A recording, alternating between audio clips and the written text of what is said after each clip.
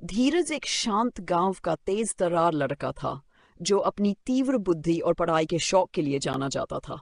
शिक्षक उसे बहुत पसंद करते थे और उसके सहपाठी अक्सर उसकी तारीफ करते थे।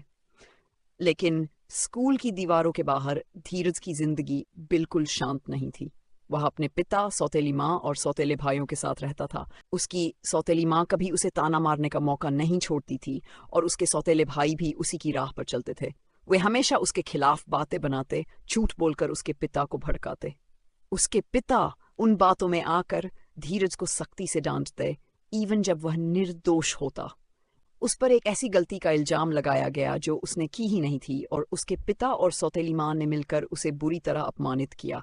खुद को अनवांटेड और अकेला महसूस करते हुए उसने उस शाम चुपचाप घर छोड़ दिया और एक शांत पहाड़ी की ओर चल पड़ा जहाँ एक पुराना मंदिर था। वहां ठंडी हवा और हलते सूरज की रोशनी के बीच धीरज की मुलाकात एक साधु से हुई जिसने उसके भीतर के तूफान को महसूस किया। साधु ने ज्यादा कुछ नहीं कहा, बस धैर्य से उसकी बातें सुनी और अपनी उपस्थिति से उसे शांति दी। कई वर्षों बाद पहली बार धीरज को लगा कि कोई उसे समझ रहा है, उसे देख रहा है। इस बीच गांव में हड़कंप मच गया। उसके रिश्तेदार उसे ढूंढने लगे और अंततः किसी ने बताया कि उसे पहाड़ी की ओर जाते देखा गया था। वे लोग वहां पहुंचे और देखा कि धीरज साधु के पास शांत बैठा है। वे उसे घर वापस ले आए, जो उसे दर्द देते थे, और भविष्य की ओर देखना शुरू किया। साल बीत गए। धीरज ने अपनी पढ़ाई पर ध्यान दिया और अंततः भारतीय वायु फोर्स में शामिल हो गया। कड़ी ट्रेनिंग के बाद वह गर्व से एक सर्जेंट सर बना।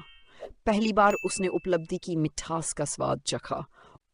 लेकिन घर में उसकी सौतेली माँ अब भी कड़वी बनी रही। वह हमेशा उसके पिता से शिकायत करती रहती कि धीरज को पैसे भेजने चाहिए ताकि उसके सौतेले भाई बहनों का खर्च चल सके, जबकि धीरज के पिता एक अमीर किसान जिनके पास बड़े धान के खेत और फलते फूलते सब्जी के फार्म थे। उसकी लालच और नफरत कभी कम नहीं हुई, जिससे धीरज की जिंदगी में तनाव बना रहा। फिर भी वह आगे बढ़ता रहा। समय के साथ धीरज की मुलाकात एक दयालु, समझदार लड़की से हुई जो उसकी सोलमेट बनी। उन्होंने शादी की और साथ में एक नई जिंदगी शुरू की जो आशा से भरी थी। लेकिन एक बार फिर उसकी सौतेली माँ ने दखल देना शुरू कर दिया।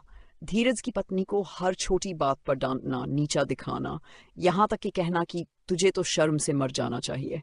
थक हार कर धीरज ने एक पक्का फैसला लिया। वह अपनी पत्नी को लेकर दिल्ली चला गया जहां उसकी पोस्टिंग थी।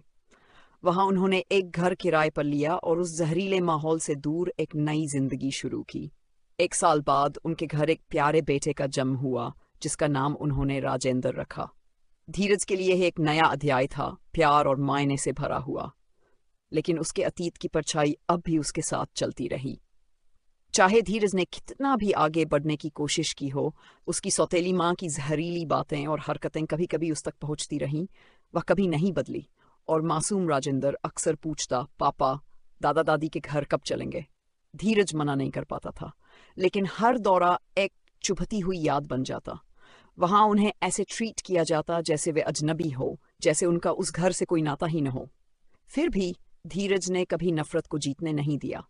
वह हमेशा शांत, दयालु और अपनी बनाई हुई नई जिंदगी पर केंद्रित रहा। अपने अतीत के घावों के बावजूद वह मजबूती से खड़ा रहा, एक मिसाल बना साहस, सहनशीलता और शांत शक्ति की।